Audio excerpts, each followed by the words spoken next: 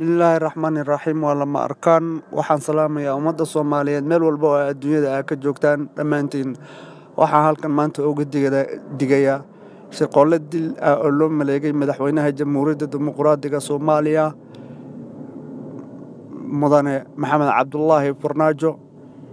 oo dilkaasi la qorsheeyey in 2 bilood oo ku dhaca 15 bishan oo ka bilaabanayso maalinka Arbacada ilaa Abriil 15keeda wala sameeyay qaabkii loo dili lahaa oo 3 geesood ah waxaase dhacday in ay sugayaan inta jaansiga ay ku dili lahaayeen waxaan rabaa marka inaan ugu digo madaxweynaha jamhuuriyadda dimuqraadiga Soomaaliyeed sirdoonka Soomaaliya oo ay ku jiraan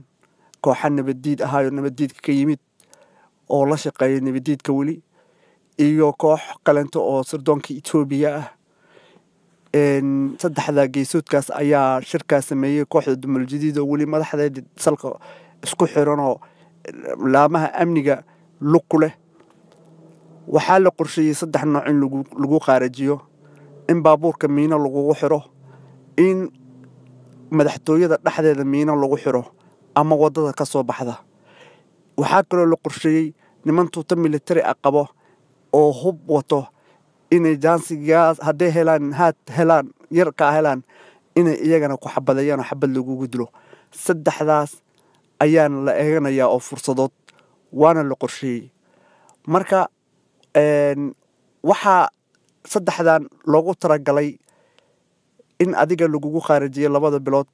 inta jaansiga laga helaya sidiiba marka xil wareejinta ay jirto dad badan ay ku imaanayaan xilliga dadka furaha badan ay ku imaan doonaan ra'iisul wasaaraha aad xulan doonto oo la taliyaal fura badan iyo dad badan iyo odayaasha iyo baarlamaanka iyo dad badan aad tashi la sameynayso xilliyadaasi tashinka aan jirin adigana lagu arkayo nin ixtiraamaya shacabka iyo dadka inay ku yimaadaan ma aragtay ayaa jira waxaan rabaa marka shaqolkaas xataa qaar aaladaha wax basaasa sida baabuurtii hore ee madaxtooyada ku xireed ay wataan oo qaar xataa Unisom ay kala shaqeynaysa qaarkood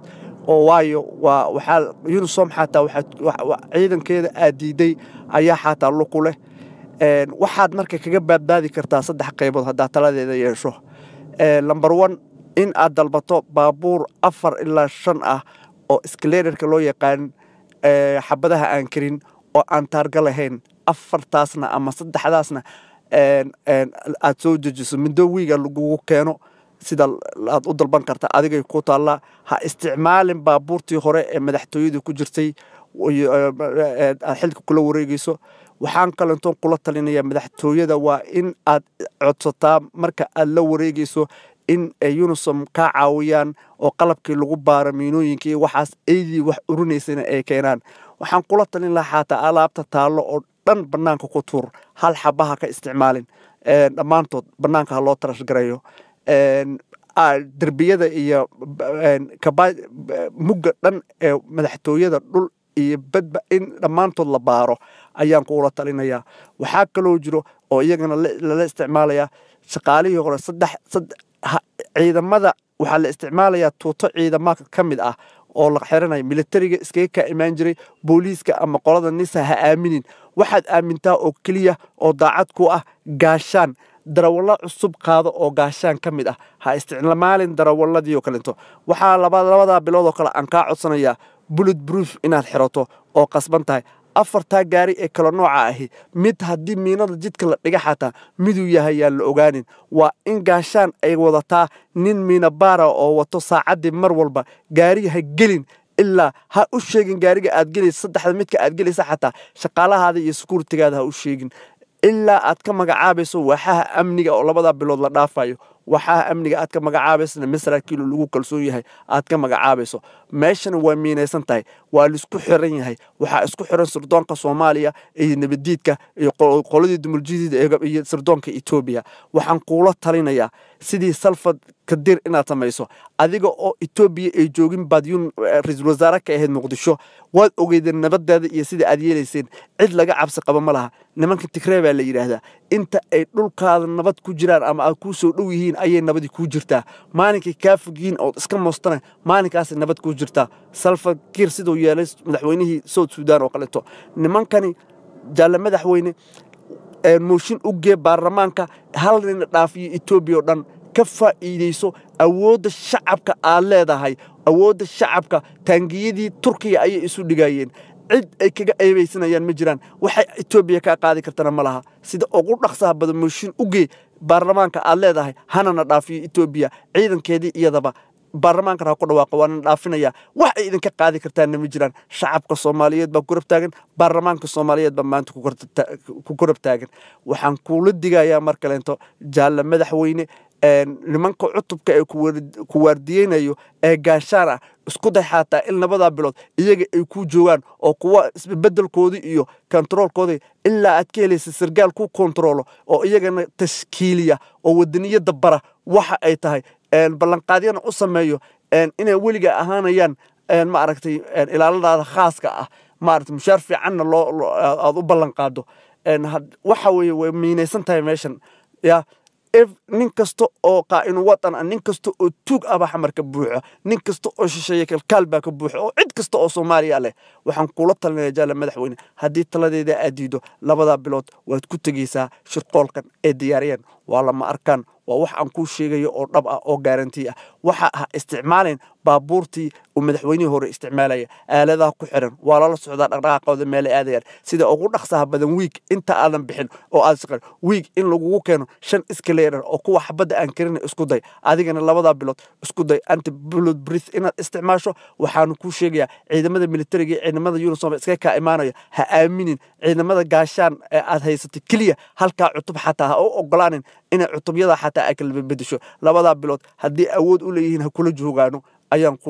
kula talinayaa waxaanse kula yahay mar kaleento isku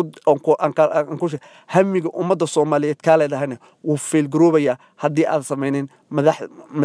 constitutionkii maxkamaddii ugu sarreysay oo ka sharcigan ugu sarreysan oo ka badbaadinaysa cadowga Soomaaliyeed ee la isticmaalayo labada baarlamaan oo halka loo sameeyay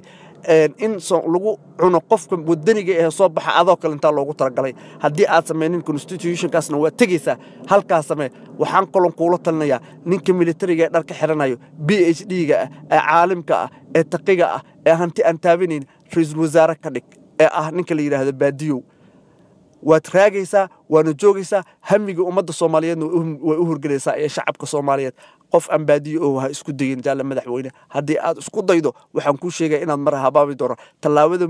ummadda Soomaaliyeed oo dhan maanta ay fiirinayso waa tallaabada ra'iisul wasaaraha aad ku magacaabayso weeye waxaan kaloo halkan kaala talinayaa jaalle madaxweyne in nimanka amniga aad ka taxadirto oo shirqool ay sameynayaan cid nimanka sida aan wadada aan ku sameeyay haddii aad yeeli weydo waxaan ku sheegayaa jaalle madaxweyne inay dhici doonaan waa lama arkaan inta ka badan ma sii wadi karo anigana wanisdhiga lagugu sameeyay xil wareejinta ayaan ka tagayaa xilka internet oo dhan codkaygana la maqleenin ummadda Soomaaliyeed meel walba ay joogto waxaan leeyahay nabad ilaahay inoo badbaadiyo madaxweynaheena dhammaanteen ummadda Soomaaliyeed Allah ha badbaadiyo jaalle madaxweyne mooshinka Itoobiya laga saarayo dalka baarlamaanka hor Itoobiya inta ay ka maqanta nimanka Tigray baa la yiraahdaa inta ay ka fog yihiin baa nabadgelyo ku jirtaa salka ninka dhijira Salva Kiir oo madaxweynaha Suudaan كم محمد أديك ما أنت لب أودود بهيستها برلمانك إيه شعبك وحو إثيوبيا كقاضي كرنا مجران إذا إثيوبيا جوجن صومالينا مركاتبات إيجا إهد أدا رئيس وزراء أها وأوغندا ومركز صوماليا قلب سدوا وحلق شريفكي أديك هذا هذن وح أمد الصوماليات هدي هالن أو إثيوبيا أدلك صومالي وكسوجينه والله إنه سوى حبكوا هرجلين وأنا فيل بعد نقطن تنتادو هدي أنا طلع دايلين تلا مدحوين أمني قاعدين إلى الصو وكود دقي وحال لقرشية لبضع بلود دل كاجي والسلام عليكم ورحمة الله وبركاته.